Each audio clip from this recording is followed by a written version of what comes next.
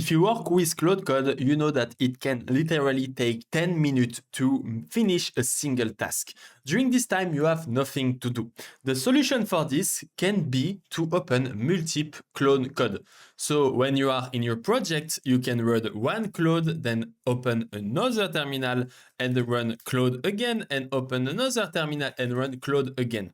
The problem, if you do that, is that each instance of Claude will update the same code base. And after some time, it can have conflicts, errors, and problems. To avoid this, in this video, I will show you my complete workflow that will help you to generate literally employee that will work for you on your machine without paying API key and by using your subscription to Claude Code. So to make this, instead of doing this schema, we will use this. For each Claude Code instance, we will create a little copy of our code base. To make this, we can use Git Workspace, Worktree. So Worktree is a tool that will make you enable to have many copy of your code in your computer. To start to make this, we will open the Finder. In the Finder, we will go to Developer like this, and inside Developer, I propose you to create a folder Worktree, Developer Worktree, and when you create this folder, it's finished, we will be able to create all our worktree.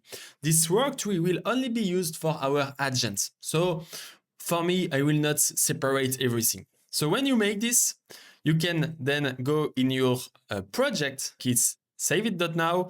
I can make Git worktree add, and I can create a new branch like my beautiful feature, and I will make this worktree in developer/worktree, and here we will name it like save it.now mono underscore my beautiful feature. So this will be the folder name. Me, I use this syntax, so when I make this comment, you can see that now in my folder, I have a new project, save it.now mono my beautiful feature. So what I do finally is to create the folder and then to make the worktree inside.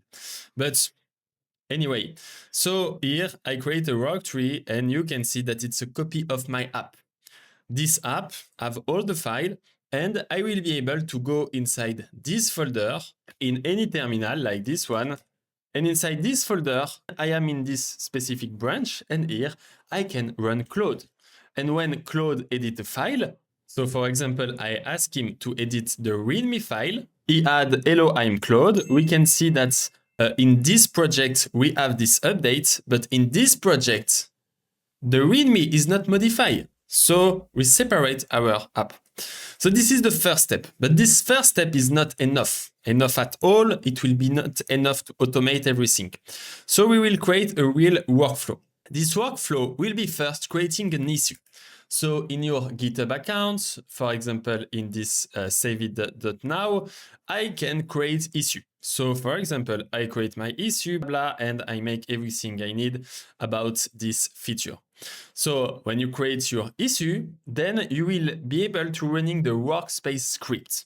So we will create a script. So you can use Claude basically to create the script. So blah, I want to create a script, then update everything. And in the description, I will create a gist for sharing my script. So if we go in script, I create a setup worktree gist, as you can see just here. And this file will take the folder I told you, developer/worktree, project name, worktree, feature name. So we will see that for each project, we create a folder and we put then a feature name inside this folder. Then we have this echo. We will delete existing worktree if there is.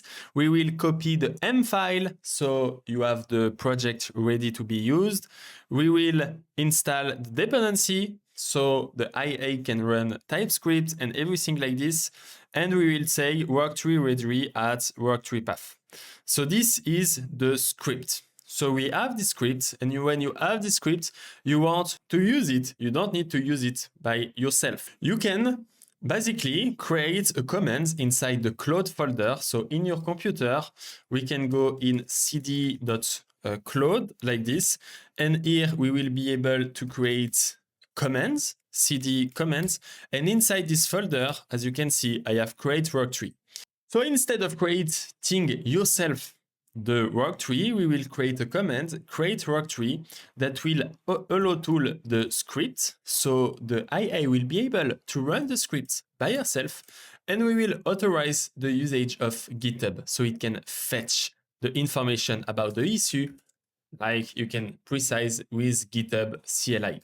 Then he will run the script and he will generate himself a name of the branch that not include slash because we use it as a folder name. So when we make it, we can run Claude, and here we can create work tree and use the issue like this. I run this command and normally I allow this. So we will be able to fetch the issue. Then he will create the work tree with this specific name. So it generates the name. So why we use a Claude to run the script? So you don't need to create the name basically of the branch of the work tree. And this command is running. I don't see if I can have the details. Yes, we have it. And what happened now is that I have this component just created. So here, do you trace the file? Yes. And as you can see, I have here Claude Code that is running specifically on this new project. In this new project, we can see that there is all the configuration file, the Claude, everything. So we have really a copy of the project. What we can do now is to run Claude, and we can run another file, run task, description, run a task. For the given argument, you need to, if it's a file path, then you get the information about this instruction. If it's a file issue number or URL, fetch the issue to get the information. Then start to make a plan. Then you need to fetch all the data, then make the update, blah, commit the chain, create pull request. So we have everything done at once. So what we will do now, what you can do, I propose you, is to run Claude in your terminal with -- dangerous keep permission. So he will be able to, like an employee in your company, do all your feature without you even asking yes or no. So we run these commands in this terminal, and now we can use our second command that will be run task, and I make a mistake, run task, and here we give obviously the issue again. And we will put our mode in plan mode, shift type to cycle. So we will have the plan mode. He will fetch the issue, and so he can make his plan and make everything. So you will have two steps in this workflow. The first step will be this plan. He will take his time to make the plan. Then he will notify you. What you can do, and what I will explain in another video, is in the Claude, check, I will find it. I create a settings.json where there is hook in the stop and in the notification. Stop is when he finish his task. So I have a song finish.mp3. You hear it maybe sometime. I will enable the song and you will be able to hear it again. So this is the finish, and the need human is when there is a notification. So notification, basically, you can pass this file. I will add a little gist also for this file. I can create it now. So in this gist, you can see that there is hook, you can see, and stop. When there is stop, we run this command, and when it's notification, we run this command. So here is it, and as you can see, he will work hard to get our task done. And so you will have only two steps, is to make the plan, then you validate the plan, then you make the plan, then you will run everything, create the pull request, and me what I do, and we will see later. We will wait that he finish his task, and I take you back when it's finished. Okay, finally it was pretty fast. So here we can see fix special filter. We hear the notification, meaning that I need to come and check what he do. And in this case, what I did is I read the plan. When I read the plan, I find a mistake, and I ask to obviously fix this mistake. So everything will be on the plan. If your plan is not right, your result will be wrong. So this plan is a cheat code in this kind of task, because if you see the plan right, that he handle everything he need, then you can be pretty sure that the result will be pretty good. So always check the plan, check what he say, especially if you want to work in many tasks at the same time. So here we have only one Claude Code, but obviously we should have many Claude Code at the same time for this kind of task. So now we have all the data, I can verify and I can say yes, so it will start to update. So you can see that as my prompt say, he commits automatically everything he needs to commit, and he will even create automatically the pull request, and so without asking you anything. And this is crazy, because if you make this special mode with the dash authorize blah, then he will just make everything. This is afraid because it just work on his own, and you still need to make this. It's why you need the notification sound, so you can say yes, because I don't know why this command GitHub peer create is really difficult to make it without you asking. And so after all of this, what I do in my workflow is to see the pull request. So you can see the pull request change, you can try it, and what you can do in the next step is to make comments directly on the pull request. I really like this way of working, because you can be like, okay, but this should be another component. Blah, I will not make this comment. Anyway, when you make this, you can then create a custom comment. I propose you to create custom comment, because the default command, as you can see, we can go in this file and we can make /pr comments. Get comment from a GitHub pull request.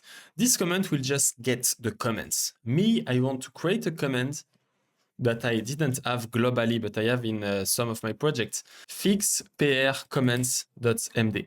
So you can create this kind of workflow, fix PR comments, and then you just need to run the command. So you can make it globally or by project. And so after all, what you do is to review the code here. You can also obviously make Claude dots and open the project in, not Claude, sorry, cursor dots.